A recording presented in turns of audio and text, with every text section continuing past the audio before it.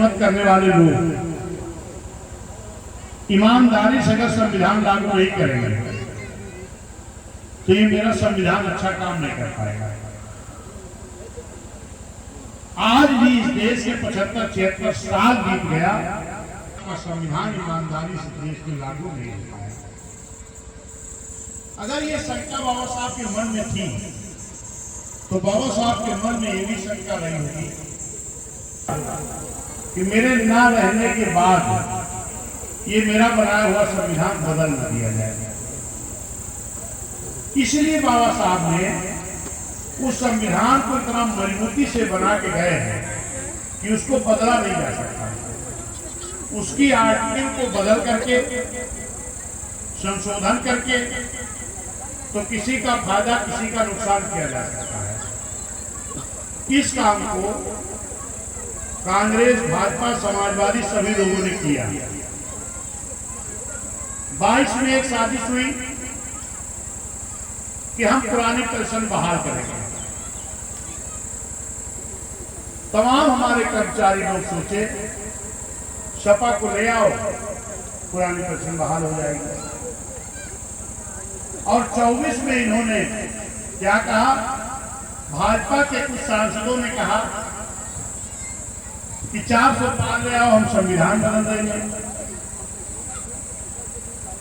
वहीं जो एक एनडीए गठबंधन था भाजपा के साथ, उन लोगों ने कहा, उनके कई सांसदों ने कहा कि 400 पार ले आओ, हम संविधान बदल देंगे।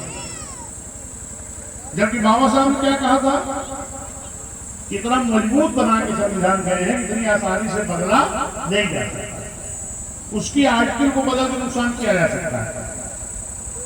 लेकिन भाजपा के एनडीए गठबंधन ने कहा कि 400 पार ले आओ, संविधान बदल देंगे। और सपा कांग्रेस के लोगों ने कहा हमें ले आओ, हम संविधान बदलने नहीं देंगे। अब इसी में हमारे लोगों ने बहुजन समाज पार्टी छोड़ के कुछ लोग तो सपा के साथ चले गए, कुछ लोग भाजपा के साथ चले गए।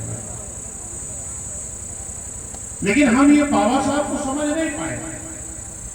जब ईमानदारी से, जब बहन जी की सरकार थी तो बहन जी बैकलॉग भर्ती कर रही थी, नौकरी दे रही थी। बैकलॉग भर्ती क्या थी, जो बाबा साहब के आरक्षण की नौकरी की जगह निकलती थी। लेकिन ये बाबा साहब के आरक्षण की नौकरी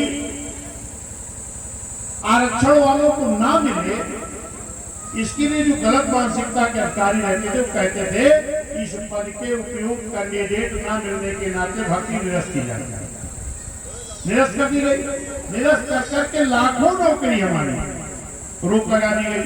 माननीय बहन जी ने जांच कराया और बहन जी ने कहा कि जो मेरी सरकार के पहले लाख की गई नौकरी है, रोकी गई नौकरी है, उसका नाम हम रखेंगे बैकलॉग भर्ती। बहन जी की सरकार में बैकलॉग भर्ती हो रही थी। ये भर्ती किसने रोक लगा दिया, जानकारी है आपको? किसने? जोर से बोलो। सपा ने, क्योंकि 7 से 12 तक सरकार बहन जी की थी। अब 12 में सरकार सपा की आ गई, जिसमें हमारे तमाम लोग पहुंच गए हैं। कहते हैं अब बाबा साहब का मिशन बहन जी नहीं पूरा करेंगे, अब बाबा साहब मिशन अखिलेश यादव पूरा करेंगे। तो अपना मिशन पूरा करने पहुंचे हैं। पीडीए का नारा दे रहे हैं। बैकलॉग भर्ती किसकी हो रही थी, एससी, एसटी, ओबीसी, यही तो हो रही थी। आज भर्ती को रोक कौन लगाया, समाजवादी सरकार।